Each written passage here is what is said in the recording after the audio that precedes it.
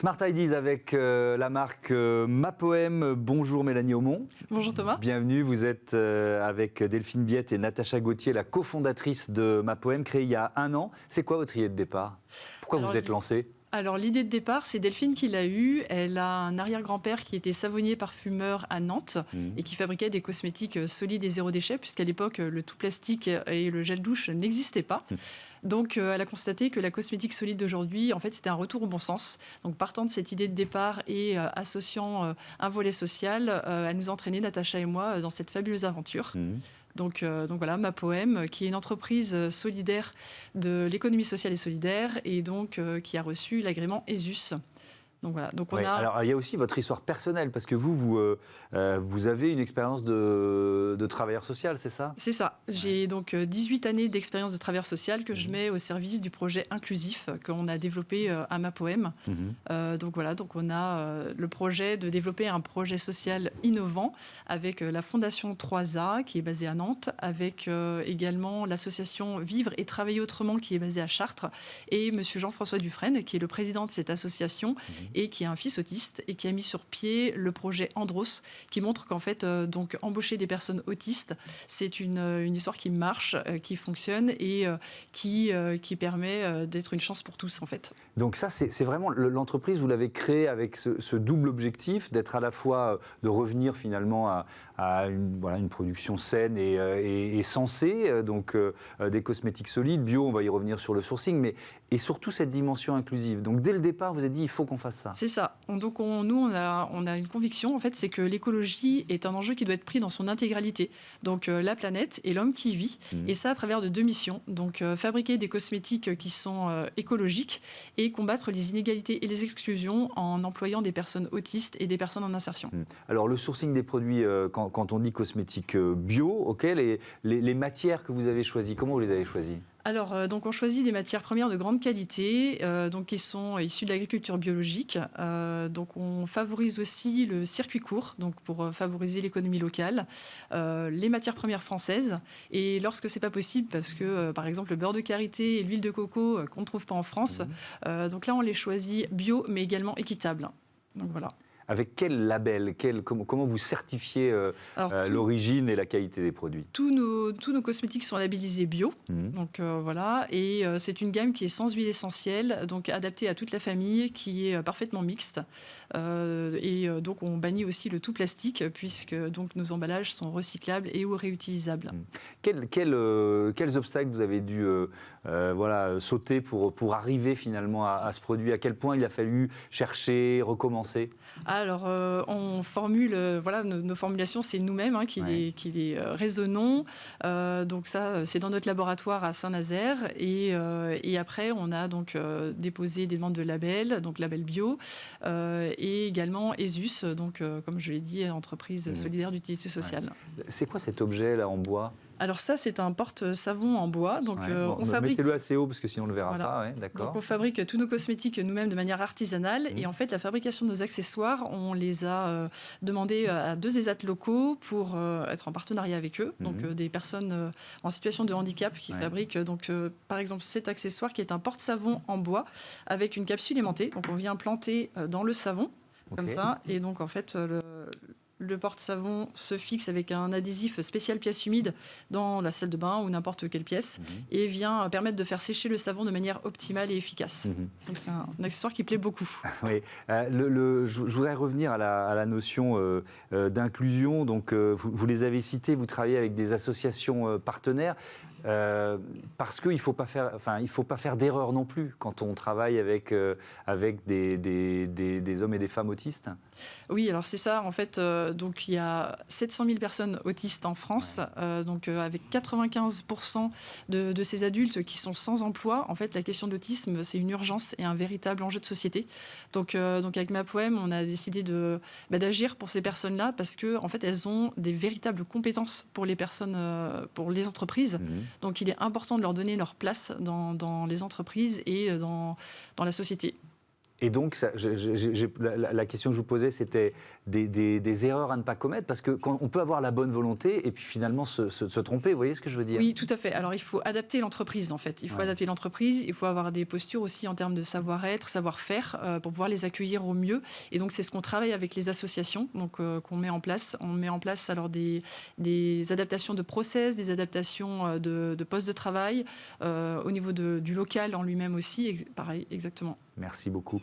Merci d'être venu présenter MaPoem. Bon vent à votre marque. Voilà, c'est la fin de cette émission. On se retrouve demain pour un nouveau numéro de Smart Impact. Salut.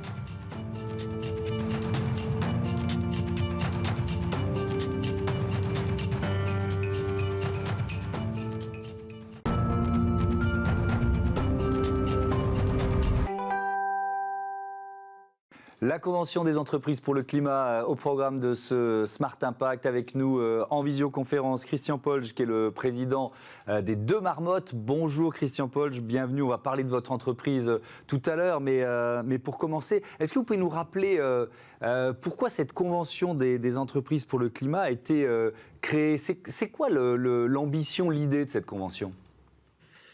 Cette Convention des entreprises pour le climat, elle fait suite à la Convention des citoyens pour le climat. Et il y a quelques personnes qui ont pensé qu'il était nécessaire que les entreprises puissent aussi s'engager derrière en fait, ce défi climatique qui est devant nous. Et à quelques-uns, ils ont commencé un projet il y a 12 mois et ils ont réussi à embarquer avec eux 150 chefs d'entreprise qui se réunissent depuis maintenant quelques semaines. Oui, ça va durer. L'ambition, c'est que l'on puisse en fait définir pour ces 150 entreprises des trajectoires en fait vraiment rupturistes, qui prennent plus en compte quelque part ce défi climatique qui est devant nous, et puis potentiellement qu'on ait aussi un agenda peut-être un peu plus politique, de manière à faire changer ce monde, et on voit bien que c'est nécessaire aujourd'hui. Oui, on s'en rend compte, on est en pleine COP26 à Glasgow, donc 150 chefs d'entreprise réunis, ça a démarré en septembre, ça va durer jusqu'en juin 2022.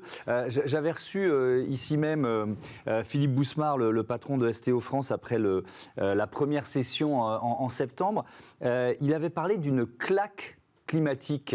Est-ce que vous l'avez ressenti aussi, c'est-à-dire cette prise de conscience un peu rude quoi, de l'urgence? Oui, je crois que moi j'ai toujours été sensible à la nature, mais je crois que les 3 premiers jours qu'on a passés ont été pour moi une prise de conscience beaucoup plus forte et surtout un choc. Donc j'ai résumé en fait ce premier séminaire en CEC, constat et choc.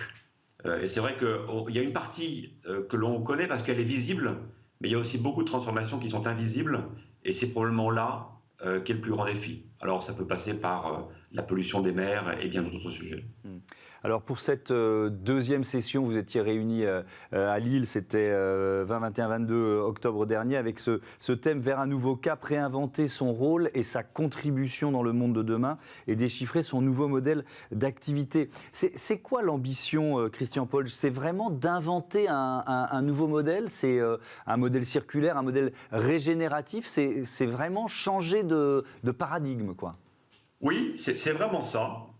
Et parmi les nombreuses interventions de très grande qualité qu'on a eues, celle qui m'a peut-être le plus enthousiasmé et en même temps le plus séduit à titre personnel, moi qui suis un entrepreneur, c'est celle du dirigeant d'Interface, et qui nous a expliqué que ça fait plus de 25 ans qu'il travaillait pour devenir une entreprise avec 0 émission, et qu'ils avaient atteint cette ambition-là et cet objectif-là. Alors c'est une entreprise qui fait des dalles de moquettes, donc c'est pas forcément le produit le plus sexy du monde, mais ils le font maintenant de manière très écologique. Et parmi les choses qu'il avait partagées avec nous et qui m'ont moi beaucoup marqué, il a dit notamment que en fait le meilleur système d'économie circulaire, c'était en fait la nature. Et il nous a dit ouvrez la fenêtre, regardez dehors et regardez la nature, et c'est ainsi que vous trouverez la solution. Donc je crois vraiment qu'on n'est pas dans du tout une initiative qui vise à faire de la RSE à la papa et de la communication, mais on est plutôt avec 150 chefs d'entreprise qui ont envie de profondément transformer en fait leur modèle d'entreprise de manière à ce que ces modèles soient plus respectueux en fait du vivant et de la nature.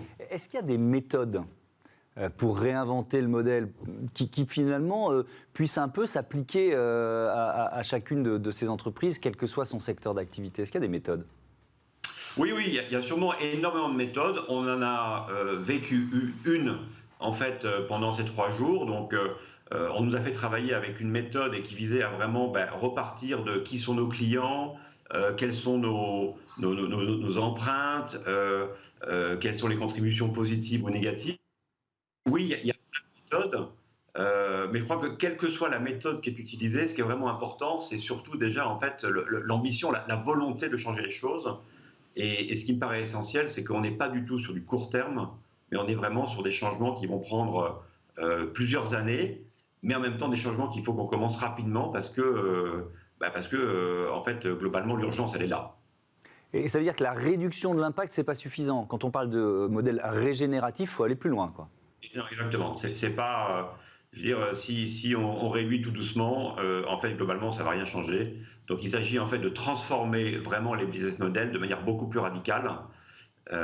Et c'est bien ça qui est plus compliqué, parce que ça veut dire que quelque part, il faut réinventer quelque part une nouvelle façon de créer des produits, de créer de la valeur dans une entreprise. Et ça, ce sont des changements qui sont profonds et non pas des campagnes de communication ou des petits changements ou des petites réductions d'économie d'énergie. Comment je peux vous dire ça, dans un monde où les entreprises sont souvent en concurrence, là vous retrouvez 150 dirigeants, dirigeantes, voilà, alors évidemment il n'y a pas de concurrent direct j'imagine, mais quand même l'idée d'une co-construction, comment vous l'intégrez et est-ce que c'est pas un peu contre-intuitif alors que pendant des décennies chaque entreprise essayait d'être un peu dans son silo? Non, alors pour moi, c'est absolument pas contre-intuitif. J'ai toujours pensé qu'on était toujours plus fort à plusieurs que tout seul. Et on est clairement beaucoup plus fort avec plein d'entreprises en plein de métiers différents que tout seul dans sa petite activité ou dans son petit secteur d'industrie. Donc je crois que c'est une des très grandes chances que nous avons à la Convention d'entreprise pour le climat, c'est qu'on a des gens qui viennent de vraiment tous les secteurs d'activité, des entreprises de toute taille. Et on est encore au début de la construction de ce collectif en fait. Mais moi j'ai ressenti vraiment à cette deuxième session beaucoup plus d'échanges, on commence à créer en fait des liens entre nous et je crois profondément que certaines idées vont venir de ces échanges avec des entreprises qui, s'il n'y avait pas eu la Convention des entreprises pour le climat, ne se seraient jamais rencontrées et donc n'auraient pas pu recréer ensemble. Donc moi c'est une des grosses valeurs de cette initiative et j'en attends beaucoup à titre personnel pour une entreprise. Alors c'est trop tôt j'imagine, mais est-ce que déjà vous commencez à voir germer des idées que vous pourriez appliquer à votre entreprise ou de Marmotte? Oui, donc la première idée et auquel moi je crois fortement, c'est le fait que chaque entreprise doit avoir une raison d'être. Je crois que c'est un peu un guide et qui ensuite permet à tous les collaborateurs de l'entreprise de savoir en fait quelle est la direction dans laquelle on va. Chez les De Marmotte, on a écrit cette raison d'être il y a 24 mois. Et c'est de mettre à disposition de tous des infusions 100% plantes sans jamais d'arôme ajouté.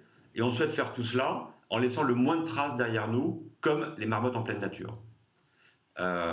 Et donc, bien évidemment, y a deux axes. Il y a un premier axe qui est plutôt un axe de qualité des produits qu'on va proposer, qui sont des produits bruts, simplement des plantes, et qui vont avoir un bénéfice santé important pour les consommateurs. Puis il y a une deuxième partie qui est de se dire, OK, on va le faire, mais on va le faire avec le moins d'impact possible. Et quand on parle ou quand on pense aux impacts, il y en a plein. Il peut y avoir des impacts tout simples qui est est-ce qu'on va faire plein de goodies, vous savez, ces trucs qu'on donne là pour faire connaître une marque et qu'on va distribuer partout et que souvent les gens gardent mais pas très longtemps et ensuite nous remettent à la poubelle. Nous, on a pris une décision assez radicale suite à la première CEC, la première session, c'est de dire OK, nous on va arrêter tous les goodies, à part des mugs, à part les gourdes. Et ça, c'est quelque chose moi, que j'ai en permanence avec moi maintenant. Et je m'hydrate comme ça. Et puis aussi des stylos, parce que ça peut quand même servir dans notre travail quotidien. Donc ça a été une toute petite décision, mais qui est quand même assez forte symboliquement. C'est-à-dire, OK, on ne va plus faire de choses inutiles. Et puis, après, il y a des enjeux beaucoup plus forts. Il y en a un qui, bien sûr, quelle est l'empreinte carbone des De Marmotte et comment on la réduit? On s'est engagé en fait dans une démarche de bilan carbone que l'on fait avec un expert en France sur le sujet. Et donc, d'ici 3 mois, ça va nous permettre de, comprendre notre impact, mais surtout ensuite d'avoir des plans d'action pour le réduire, cet impact. On a aussi pris une autre disposition, nous, qui est de réduire, voire de bannir en fait tous les plastiques de nos produits et même de notre entreprise. Donc ça se traduit concrètement sur nos produits qui n'ont aujourd'hui quasiment plus de plastique, c'est que du papier ou du carton. Et puis dans notre entreprise, on a remplacé par exemple des sacs Polypro par des sacs en papier. Donc on est en train de petit à petit enlever tous ces traces de plastique qui restent dans l'entreprise. Et puis bien évidemment, les autres enjeux sur lesquels on travaille, mais ça prendra un peu plus de temps, c'est de réinventer nos produits, voire de réinventer nos services, de manière à apporter des produits qui, de par leur éco-conception, vont avoir encore une empreinte plus faible sur notre environnement. Merci beaucoup, merci Christian Polge. La troisième session de la Convention des entreprises pour le climat, ce sera début décembre à Nantes. Réinventer sa performance, comptabilité, nouveaux indicateurs et finances vertes. Il y aura des personnalités politiques invitées. L'objectif, c'est évidemment aussi de peser d'une certaine façon sur la campagne électorale. Merci beaucoup Christian Polge. À bientôt sur Bismart. Merci Thomas. On passe à notre débat. Le Salon des maires se met au vert.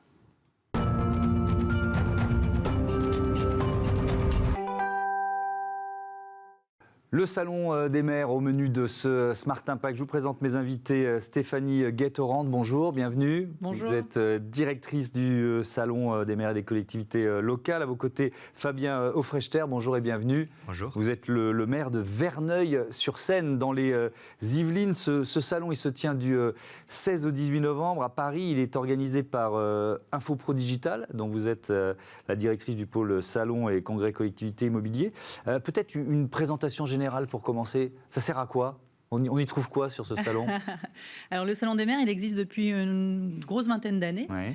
C'est un salon qui est mis à la disposition en fait des acteurs territoriaux, les maires au centre évidemment et leurs équipes, mais l'ensemble des acteurs également, départements, acteurs des régions, pour leur proposer en fait tout un panel de solutions pour les accompagner dans leurs défis du quotidien. Et notamment dans l'actualité qui est la leur aujourd'hui, énormément de défis liés au réchauffement climatique, aux crises sanitaires, au vivre ensemble, qui sont tout un tas de sujets sur lesquels nous avons effectivement un panel de solutions chaque année qui leur est proposé. 58 000 participants annoncés, 800 exposants et organisés autour de 9 secteurs d'activité. On les verra s'afficher pendant l'émission, ces 9 secteurs d'activité. Fabien Aufrechter, Verneuil-sur-Seine, c'est une ville de 16 000 habitants, c'est ça à peu près ? Tout à fait. Alors vous êtes un tout jeune maire, vous avez été élu il y a un peu plus d'un an. Absolument. Est-ce que ce sera votre premier salon ? Il y a eu un salon l'an dernier ou avec le Covid, il n'y en a pas eu ? Non. Il n'y en a pas eu. Non, mais c'est juste pour savoir. Donc, est-ce que c'est votre premier salon, en fait ? Alors, pas tout à fait, puisqu'avant d'être maire, moi, je travaillais dans le privé. Et avec beaucoup d'entreprises, j'étais présent aussi pour accompagner des clients sur le salon. Qu'est-ce que ça représente pour un élu ? Il faut savoir que moi, je viens juste d'être élu. Et déjà, c'est l'endroit, the place to be, pour rencontrer des collègues, rencontrer des entreprises. On gagne beaucoup de temps à pouvoir éviter de faire des rendez-vous un par un. C'est l'occasion de pouvoir aborder les enjeux, les défis de nos communes. Et puis, rencontrer, faire des rencontres et découvrir peut-être des nouveaux produits, des nouvelles solutions qu'on pourra mettre en place ensuite dans nos collectivités. Oui, on parlera déjà de ce que vous avez mis en place depuis que vous êtes élu, mais les achats, la commande publique, c'est un levier de transformation écologique ? Vous le vivez comme ça, forcément ? Absolument. Évidemment, l'écologie est un des facteurs sur les marchés publics. Il y en a de nombreux autres, c'est très cadré. Mais néanmoins, c'est absolument nécessaire de pouvoir intégrer cette dimension à l'ensemble des achats. Ça va des petites choses. On n'a pas toujours, on constate pas toujours à quel point c'est vrai, mais que ça soit pour acheter du matériel électrique ou du matériel pour de l'eau, des choses très concrètes, refaire une cour d'école ou des choses toutes bêtes, oui, le moindre achat doit aujourd'hui intégrer la dimension écologique. Stéphanie Guettorand, il y a plusieurs espaces du salon qui sont dédiés vraiment à ces enjeux de la transition environnementale. Alors oui, il y a un grand secteur environnement et cadre de vie sur les services essentiels, la gestion de l'eau, la gestion des déchets. Aujourd'hui, la qualité de l'air et également la biodiversité qui ont enrichi l'offre du Salon 2021. Mais la transition écologique, comme le disait Monsieur le maire, elle est partout sur le Salon des maires. Elle va se retrouver également dans le secteur du sport, puisque sur les aménagements sportifs, effectivement, le moindre achat aujourd'hui intègre les enjeux de la transition écologique. Vous avez tous ces sujets aussi autour de l'économie sociale et solidaire, qui sont présents de manière extrêmement transversale transverse, l'économie circulaire. Il n'y a pas aujourd'hui un secteur du Salon des maires qui met ce sujet de côté. Quand on parle de mobilité, évidemment, on est sur des enjeux de transition écologique. L'énergie, on ne peut pas parler aujourd'hui d'énergie sans aborder les enjeux de la précarité énergétique et donc forcément de la réduction de nos impacts. Oui, je vois construction et aménagement, c'est l'un des secteurs d'activité. Là aussi, on est en plein dans la thématique. En fait, c'est transverse, quoi, c'est partout. C'est partout et alors ça nécessite effectivement d'avoir à la fois une vision peut-être plus globale et transversale. Ouais. L'achat, c'est vrai que c'est très verticalisé. On achète un certain nombre de choses qui sont organisées dans une nomenclature qui est aussi qui existe depuis longtemps et qui doit aussi évoluer. Et avoir un accompagnement sur le salon des maires avec une approche à la fois transversale et également des réponses très verticales en termes de solutions, permet à chacun de faire son marché un petit peu comme il l'entend, aussi avec son niveau de sensibilité et de compétence sur le sujet. Donc quand on parle de solutions sur le Salon des maires, ce n'est pas forcément un produit, ça va aussi être des experts présents dans l'ensemble des espaces de dialogue proposés sur le salon et sans doute donner lieu à des collaborations qui seront en tant que telles, pas des technologies, mais des solutions qui accompagneront nos maires dans leur quotidien. Alors, qui vient ? Je vois 40% des visiteurs issus du public proviennent d'une commune de plus de 20 000 habitants, 12% d'une commune appartenant à une métropole. Quand on parle de 58 000 participants attendus, c'est quelle population ? Quel type de population ? Alors, c'est une population effectivement extrêmement large. Quand on parle des différents sujets, vous voyez bien que nos thématiques embrassent tout notre quotidien. Quand vous sortez dans la rue, vous avez effectivement tous les sujets représentés sur le salon. Et au niveau du public, oui, nos maires ne travaillent pas seuls. Donc c'est important effectivement de se dire que la collaboration en fait sur un territoire, c'est entre des acteurs du secteur public, des acteurs du secteur privé et des acteurs du domaine associatif. Donc nos visiteurs, ce sont effectivement des gens qui opèrent sur ce territoire dans le quotidien. Ces territoires, ce sont des grandes villes, des moyennes villes, des toutes petites villes. Et en fait, justement, une des spécificités du Salon des maires, c'est d'avoir des solutions adaptées à chacun. Il n'y a pas des solutions juste pour les grandes métropoles, il n'y a pas de solution que pour les petits villages de nos campagnes, il y a des solutions pour tous sur ce salon et c'est ce qui en fait aussi sa grande, son caractère unique, et voire unique au monde puisqu'il n'y a pas au monde un salon comme celui-ci. Il n'y a aucun pays en fait, qui propose ce type d'événement. Est-ce que vous espérez aussi, au-delà des contacts, des rencontres, etc., y trouver une bonne idée, une innovation ? Absolument. D'abord parce que on a des sujets très concrets on vient chercher la solution. Ça, c'est vrai. Mais au-delà, on n'est jamais à l'abri d'une bonne rencontre, d'une bonne idée. Et puis, par définition, on ne sait pas forcément ce que ça va être.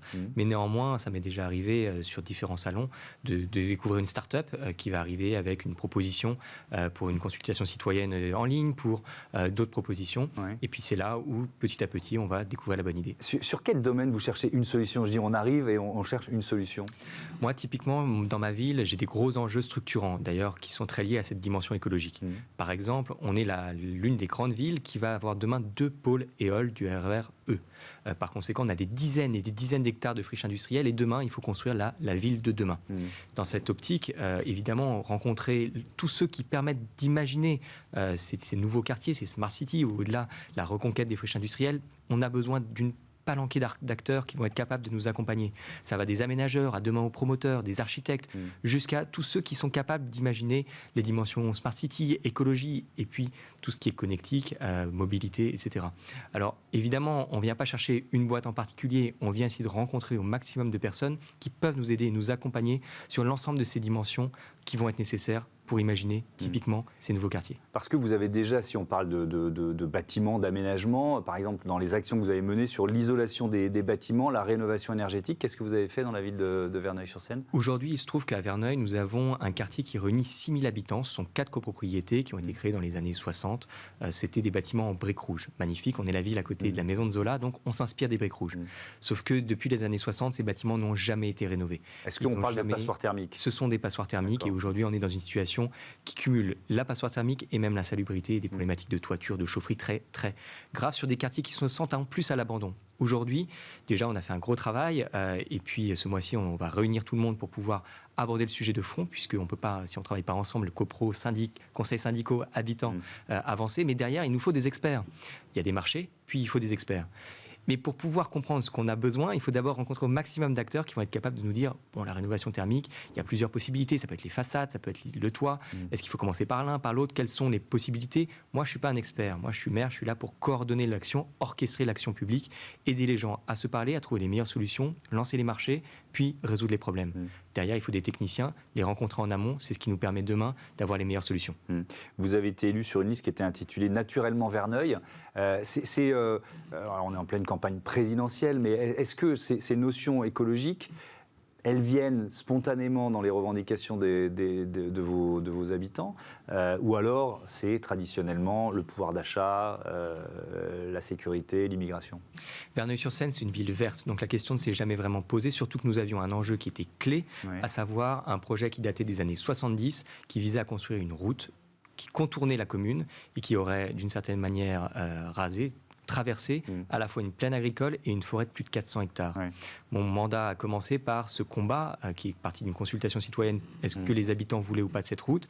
Et qu'est-ce qu'on fait ensuite puisque les habitants à plus de 80% n'en voulaient pas, pour obtenir la fin de ce projet départemental et sauver notre forêt. Donc ça a été votre premier combat? Ça a été notre premier combat. Vous avez gagné? Aujourd'hui, c'est gagné puisque juridiquement, le projet ne peut plus se faire. Alors, il y aura peut-être des rebondissements, mais il n'y a plus de raison. Il ne peut plus se faire.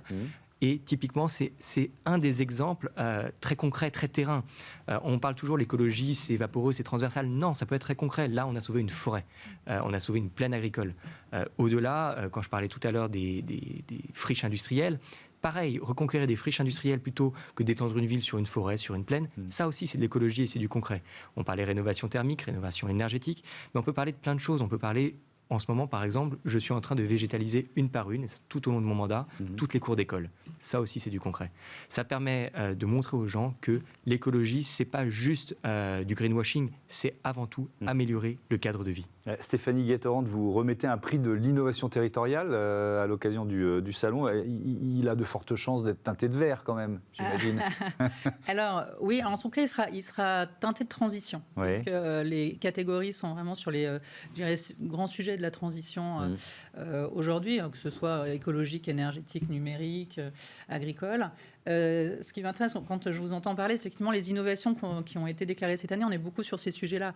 Notamment, on a des choses qui sont des systèmes qui vont permettre justement de cartographier les îlots de chaleur pour accompagner aussi les maires dans des prises de décision sur des grands aménagements et trouver les bonnes solutions aussi pour intégrer les nouvelles formes de mobilité. Et puis, on a des choses effectivement beaucoup plus liées au quotidien des citoyens sur des solutions d'arrosage connectées qui permettent dans les stades de foot d'avoir effectivement moins de déperdition d'eau et donc d'énergie. Enfin voilà, tout un tas de choses qui effectivement, je pense, encore une fois, d'une approche beaucoup plus macro, une approche beaucoup plus précise, de répondre à vos attentes. Et ben voilà, on est vraiment dans le concret. Merci beaucoup à tous les deux d'être venus présenter le Salon des maires. Bon Salon des maires à partir du 16 novembre. À Paris, on passe à Smart Ideas, des cosmétiques au programme. Smart Ideas avec BNP Paribas. Découvrez des entreprises à impact positif.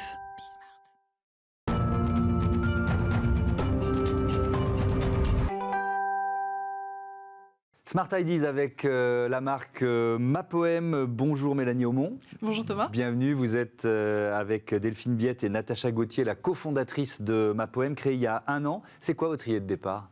Pourquoi vous êtes lancée? Alors l'idée de départ, c'est Delphine qui l'a eue. Elle a un arrière-grand-père qui était savonnier parfumeur à Nantes et qui fabriquait des cosmétiques solides et zéro déchet, puisqu'à l'époque, le tout plastique et le gel douche n'existaient pas. Donc, elle a constaté que la cosmétique solide d'aujourd'hui, en fait, c'était un retour au bon sens. Donc, partant de cette idée de départ et associant un volet social, elle nous a entraînés, Natacha et moi, dans cette fabuleuse aventure. Donc voilà, MaPoem, qui est une entreprise solidaire de l'économie sociale et solidaire, et donc qui a reçu l'agrément ESUS. Donc voilà. Donc Alors il y a aussi votre histoire personnelle, parce que vous avez une expérience de travailleur social, c'est ça? C'est ça. J'ai donc 18 années d'expérience de travailleur social que je mets au service du projet inclusif qu'on a développé à MaPoem. Donc voilà, donc on a le projet de développer un projet social innovant avec la Fondation 3A qui est basée à Nantes, avec également l'association Vivre et Travailler Autrement qui est basée à Chartres, et Monsieur Jean-François Dufresne qui est le président de cette association et qui a un fils autiste et qui a mis sur pied le projet Andros, qui montre qu'en fait, donc, embaucher des personnes autistes, c'est une histoire qui marche, qui fonctionne et qui permet d'être une chance pour tous, en fait. Donc ça, c'est vraiment l'entreprise, vous l'avez créée avec ce double objectif d'être à la fois de revenir finalement à une production saine et sensée, donc des cosmétiques solides, bio, on va y revenir sur le sourcing, et surtout cette dimension inclusive. Donc dès le départ, vous avez dit il faut qu'on fasse ça. C'est ça. Donc nous, on a une conviction, en fait, c'est que l'écologie est un enjeu qui doit être pris dans son intégralité. Donc la planète et l'homme qui y vit, et ça à travers de 2 missions. Donc fabriquer des cosmétiques qui sont écologiques et combattre les inégalités et les exclusions en employant des personnes autistes et des personnes en insertion.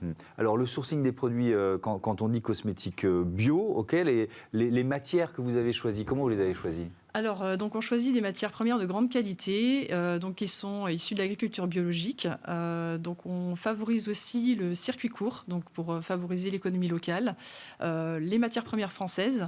Et lorsque c'est pas possible, parce que par exemple le beurre de karité et l'huile de coco qu'on ne trouve pas en France, donc là on les choisit bio, mais également équitables. Donc voilà. Avec quel label, comment vous certifiez l'origine et la qualité des produits ? Tous nos cosmétiques sont labellisés bio, donc voilà, et c'est une gamme qui est sans huile essentielle, donc adaptée à toute la famille, qui est parfaitement mixte, et donc on bannit aussi le tout plastique, puisque donc nos emballages sont recyclables et ou réutilisables. Quels obstacles vous avez dû sauter pour arriver finalement à ce produit ? À quel point il a fallu chercher, recommencer ? Alors, on formule, nos formulations, c'est nous-mêmes qui les raisonnons. Donc ça, c'est dans notre laboratoire à Saint-Nazaire. Et après, on a donc déposé des demandes de label, donc label bio, et également ESUS, donc comme je l'ai dit, entreprise solidaire d'utilité sociale. C'est quoi cet objet là en bois ? Alors ça, c'est un porte-savon en bois. Donc on fabrique. Mettez-le assez haut parce que sinon on ne le verra pas. D'accord. Donc on fabrique tous nos cosmétiques nous-mêmes de manière artisanale. Et en fait, la fabrication de nos accessoires, on les a demandés à 2 ESAT locaux pour être en partenariat avec eux. Donc des personnes en situation de handicap qui fabriquent donc par exemple cet accessoire qui est un porte-savon en bois avec une capsule aimantée. Donc on vient planter dans le savon comme ça. Et donc en fait le porte-savon se fixe avec un adhésif spécial pièce humide dans la salle de bain ou n'importe quelle pièce et vient permettre de faire sécher le savon de manière optimale et efficace. Donc c'est un accessoire qui plaît beaucoup. Oui. Je voudrais revenir à la notion d'inclusion. Donc vous les avez cités, vous travaillez avec des associations partenaires. Parce qu'il ne faut pas faire d'erreur non plus quand on travaille avec des hommes et des femmes autistes. Oui, alors c'est ça. En fait, donc il y a 700 000 personnes autistes en France, donc avec 95% de ces adultes qui sont sans emploi. En fait, la question de l'autisme, c'est une urgence et un véritable enjeu de société. Donc avec MaPoem, on a décidé d'agir pour ces personnes-là parce que en fait, elles ont des véritables compétences pour les personnes, pour les entreprises. Donc il est important de leur donner leur place dans les entreprises et dans la société. Et donc, la question que je vous posais, c'était des erreurs à ne pas commettre, parce qu'on peut avoir la bonne volonté et puis finalement se tromper, vous voyez ce que je veux dire ? Oui, tout à fait. Alors, il faut adapter l'entreprise, en fait. Il faut adapter l'entreprise, il faut avoir des postures aussi en termes de savoir-être, savoir-faire, pour pouvoir les accueillir au mieux.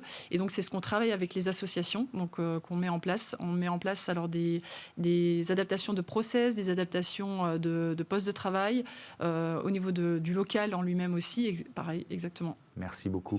Merci d'être venu présenter MaPoem. Bon vent à votre marque. Voilà, c'est la fin de cette émission. On se retrouve demain pour un nouveau numéro de Smart Impact. Salut.